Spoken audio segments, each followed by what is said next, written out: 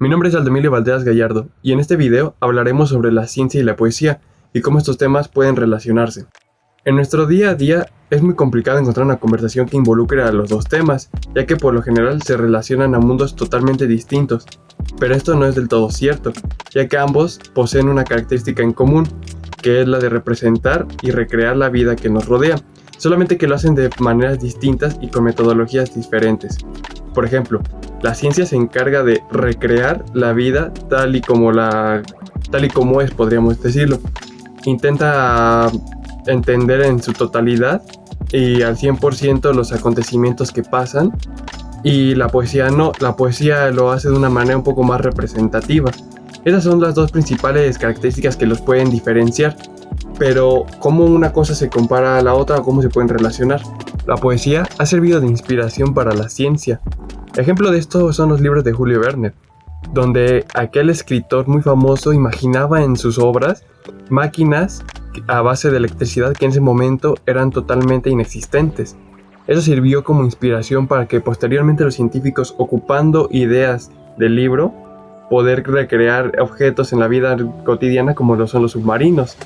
Pero donde podemos ver más esta colaboración entre ciencia y poesía es en cómo la ciencia ha influenciado a la poesía. Por ejemplo, la poesía de la época de los griegos, o incluso más antigua, por lo general era dedicada a los dioses. Eran poemas líricos, se contaban cuentos, se narraban historias donde se involucraba mucho la parte divina.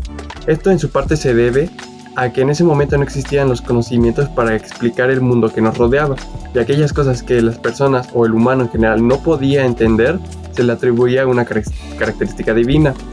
La ciencia ha llegado a sustituir a la religión. Actualmente se puede practicar poesía o se le dan las características poéticas a la ciencia y no tanto a la religión. Por último, otro ejemplo que podemos encontrar de esta unión entre poesía y ciencia podría ser tal y como le escribe Don Ruiz, el escritor y autor de Los Cuatro Acuerdos.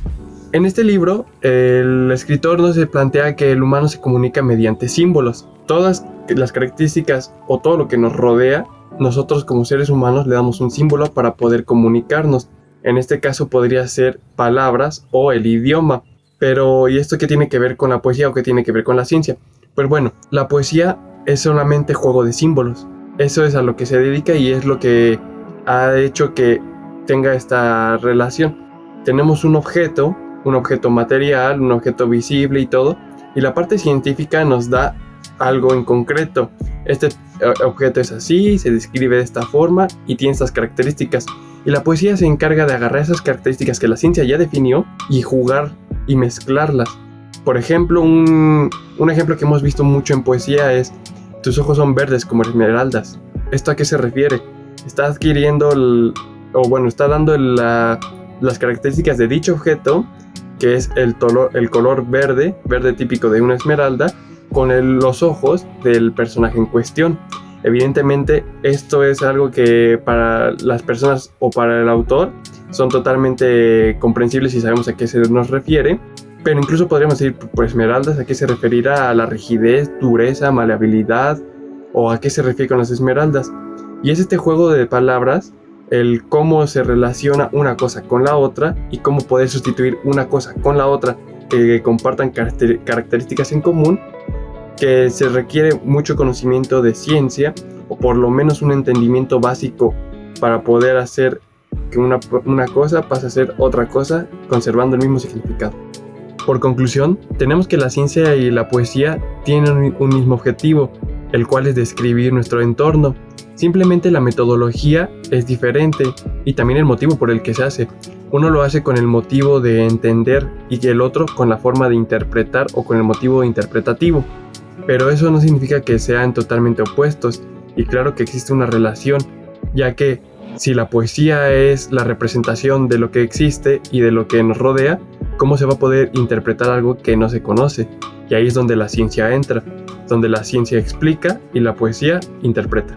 Un ejemplo más de la unión entre poesía y ciencia, pero sobre todo de cómo la poesía va evolucionando, es la adaptación y la adopción de términos y de objetos que antes no se conocían, o por lo menos no se tenía conocimiento de ello.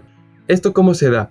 Imaginemos a un escritor del antiguo Egipto, miles de años antes del nacimiento de Jesús.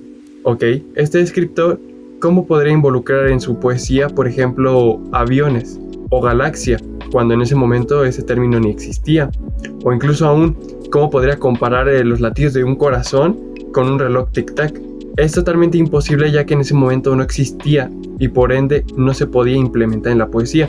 Actualmente la poesía lo que hace es tomar y recolectar el conocimiento y sobre todo las palabras con su significado para posteriormente poder jugar con estas palabras y poder transmitir lo que la poesía quiere transmitir.